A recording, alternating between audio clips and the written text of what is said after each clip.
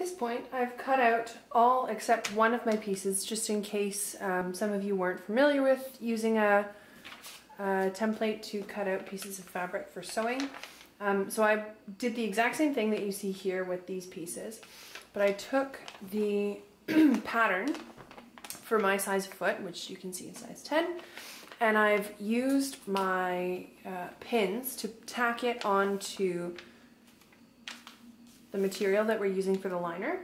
And now that it's nice and secure, and I know I have space around the outside for my seam allowance, which I'm using about 1/4 inch, I'm going to start cutting it out using the sharpest scissors you can find. If you have sewing scissors or fabric scissors, I would recommend using those. If not, I mean, work with what you've got. But the sharper you have, especially for leather, but I mean, for this fabric as well, the sharper the scissors, the easier it'll be to get through. And you can put in more pins, because the more pins you put in around the paper, the more stiff it'll hold the fabric for you, so it'll make it easier. But it doesn't have to be perfect. I've actually cut mine a little large so that once I sew it, or once I pin it, I'm going to pin all 3 pieces together, which I'll show you in a second, and kind of test them on my foot. And then once I've done that, I might take them in a little bit. If they feel snug, then I'll leave them. And then I'll have that extra room in case there's anything wrong and I need to correct the sizing or anything.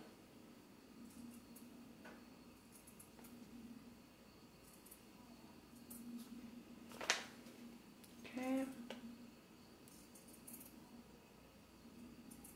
All the way around the bottom. And like I said, if it's not entirely perfect, that's fine. Most of this is going to be on the outside of your liner anyways, and it's all going to be inside your moccasin. So if it's not the most beautiful thing you've ever seen, it doesn't matter, because nobody's going to see it anyways. This part is just for comfort and warmth. Okay, then you remove your pins. There. And you can keep your templates over there. Now, I'm going to set these aside, as I've already taken my other 3 pieces and pinned them together. So the way that they go together, I guess I'll show you with these. This piece, like we saw on the templates, is the top. This rectangular piece is the heel. And these are going to form everything above the sole of your foot. So these attach by these 2 straight ends, and again by these 2 straight ends over here. And you can see that once you attach them like that, you get the hole where your foot goes in. Right there. So this is at the front of your ankle, this wraps around behind your heel, and then those both attach to the top of this sole piece. So when pinned, if your pins stay together, it all should look something like this. A rough little booty. Okay? Now, as you can see, I've already pinned mine and I put it on my foot and saw how it fit. I did, like I said, cut it a little bit big. So when I sew them together, I've actually taken these parts in a little bit. So you can see I have more than just 1/4 inch on either side. I have about 1/2 to 3/4 inch excess. So when I sew that, I'm gonna keep these pins in until I put my presser foot down so that I have the exact guideline. And that's what I'm gonna do first. So now that I know that it's roughly the right shape and size, I'm gonna remove all of the pins holding the sole to the 2 top pieces so that I can start where I need to. Okay, one last one. Now those should come apart seamlessly, and I've got these 2 connected like I just showed you with the other pieces.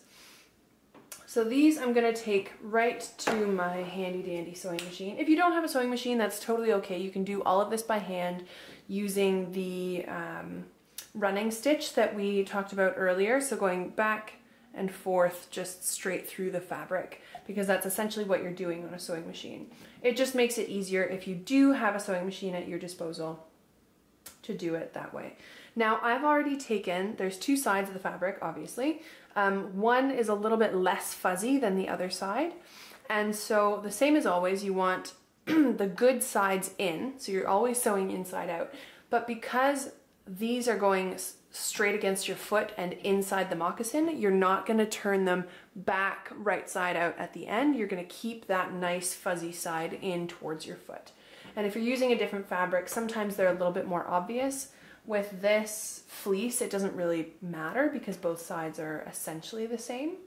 But that's just something to keep in mind while you're sewing.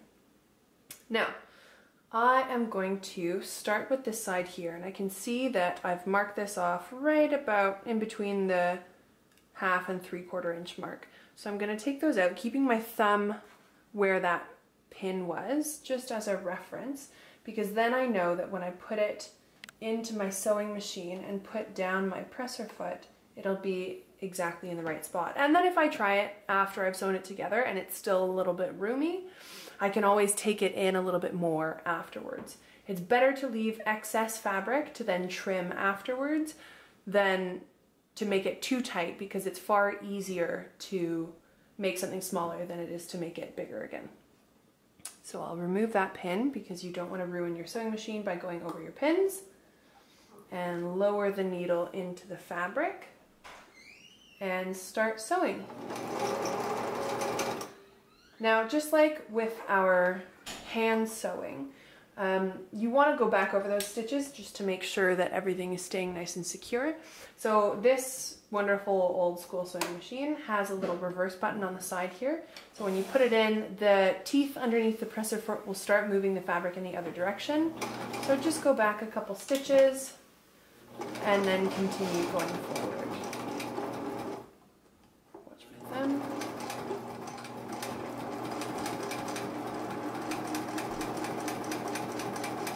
And like I said before, this is pretty straightforward.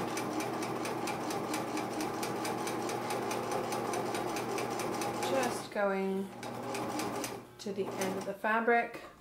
Again, lower your needle in reverse.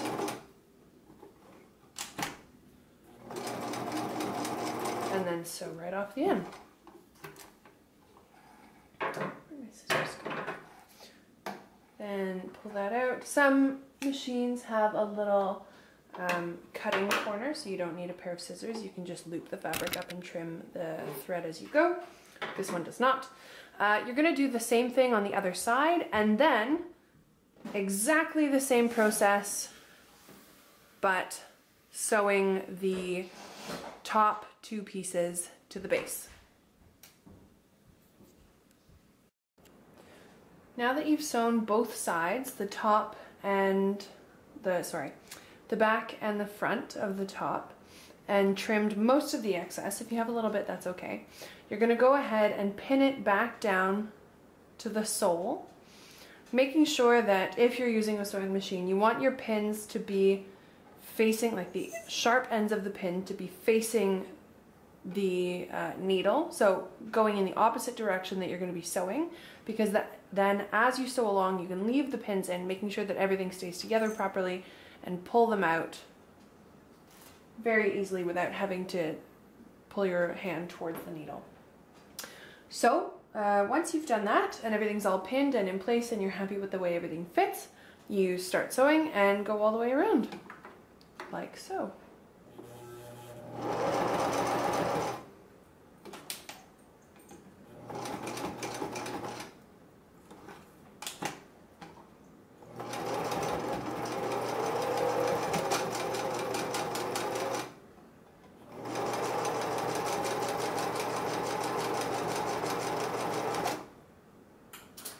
Making sure that you pull your needles out, as mentioned before they get to your needle, your sewing needle, so that you don't ruin your machine. Okay. And then you go all the way around, and when you're done that, you move on to sewing your fur. Now that you've finished sewing your liner, and it would look something like this, the finished product, you just slip it on your foot, leaving it again inside out so that the seams are on the outside. And you slip it into your moccasin, which now looks something like this, that you've trimmed the welt. And I actually, with the top of my vamp, which was like this, which typically is actually used only if you're making mucklucks, because then this gets sewn into the upper pieces to attach everything. So generally, if you're making moccasins with fur on the top, you would trim them right here. But because my beading design went so far up, I decided to fold down the tabs and sew them in so that I had a slightly raised top. And you can do that if that's what you want. I mean, now that's just going to make my fur sit just a touch higher up so that the design is more visible. So you can do whatever you would like at the top, so long as you make sure, as I've done once I put the liner in, to trim them both so that they sit at the same level. And again, as you can see, the seam is on the outside, so the nice side to the eye is on the outside of your moccasin, and the nice side to the foot is on the inside, and the sewn sides are facing each other. So now that I've made sure that everything fits me the way I want it to, and that the top of the moccasin and the liner match up, you measure the circumference of the circle around your moccasin opening.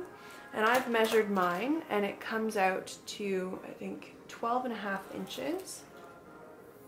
So I've cut my piece of fur to reflect that length. And now how to sew it on is kind of tricky. You want to start, once you've measured and cut your piece of fur to the right length, you need to start by aligning both the very back edge of the piece you've cut with the center back seam in your leather and the back top of your liner. And then you essentially, just while you're doing it, want to make sure that all of the fur is out of the way. Okay, so it's folded up like this. Okay, and so that none of the fur is getting sewn up, you need to continually use your fingers. In fuller parts, it's going to be quite tricky, but you need to use your fingers to fold the fur away so that when you're doing your whip stitch to sew it on, it's not going to get stuck and ruin the look. Okay, so I'm going to start from the inside and push through carefully because we're going through leather and I don't want to sew my skin. Sorry that that blocked what I was doing a little bit. Push through, and the same way I was tying my knots off before, I'm going to come back through the thread that I've already knotted so that I get a really nice sturdy first stroke. And you're essentially just going to do that, keep going around and around and around, again our whip stitch, until you get to the other side. Once you get to the other side, you want to tie off, and then you're going to sew the two ends of the fur together. So once this is all sewn in, you're going to sew and attach the two ends. Okay. At this point, you will have gone all the way around from the back through the top layers of your welt, or sorry, your vamp, your leather, your liner, and of course the welt in some parts, and come to the very back. And I actually had just enough thread, or quite a lot of thread left over from doing my whip stitch all the way around the top. So I just, after tying a knot, continued with the same needle and thread, and as you can see, sewed the last edges of the fur together. And there's just a couple things that I want to say. I actually cut my fur about 1/2 inch larger than I measured when I measured the circumference of my moccasin opening, and it ended up being almost the perfect length. So when you're measuring and cutting your fur, just give yourself a little bit of extra just in case it turns out to be a little bit different like mine did. Also, I'm pretty sure I said this earlier, but I'll repeat it because it's very important that when you are sewing on the fur, you look at the natural direction of the fur and make sure that, I have another piece here, make sure that you can see on this side, the fur obviously faces a certain direction, and this, the bottom, like the side where the fur is hanging over, is facing down when you sew it onto the moccasin. And that's why I said it would be a little bit difficult to make sure that there was no fur getting into your stitches when you were sewing, is because you need to make sure that when you're sewing you have that side down even though you're sewing inside out, so that when you fold it up you get this really nice full look. And then for this next step, which I'm about to show you, you'll see that really come into effect. So now that we've had the bottom edge of the fur sewn all the way around, all we have to do to finish our moccasins is sew this top edge inside the moccasin to the liner. Now, what I have seen some people do, and what I've read in a couple different places online, is that some people actually pull the liner out and sew it on that way, because when you're sewing this next part on, you're only going through the liner. You're not sewing it onto any other, like you're not going into the leather or anything, otherwise you would see it on the outside of the moccasin. So if you find it more comfortable or easier pulling the liner out and sewing it in that way, you can totally do that. But it's entirely up to you. And again, I've left my thread in because I have enough that I can continue with what I've got right now. But you're just doing a simple whip stitch. Again, the exact same stitch that we've been doing for the last little while around the top edge. You just want to make sure that if you are pulling the liner out to sew it this way, that you're not sewing it too far down, because then when you tuck it back in, all of your fur and the top of the leather will be pulled inside the moccasin. So if you're doing it that way, make sure that you're just doing it about 1/4 to 1/2 inch underneath the very top edge of your last stitches. So right about here, I would say. Okay, and I'll show you an image of the end result. Best of luck. And that's all she wrote. At this point, your moccasin, if you sewed it the same way I did, should look something like this. Those are the stitches on the inside. You've got this weird liner baggy on the outside and the rest of it underneath. So for the final reveal, all you have to do is tuck the liner back in, and you have a beautiful lined, beaded, and fur moccasin. Then all you have to do is enjoy them.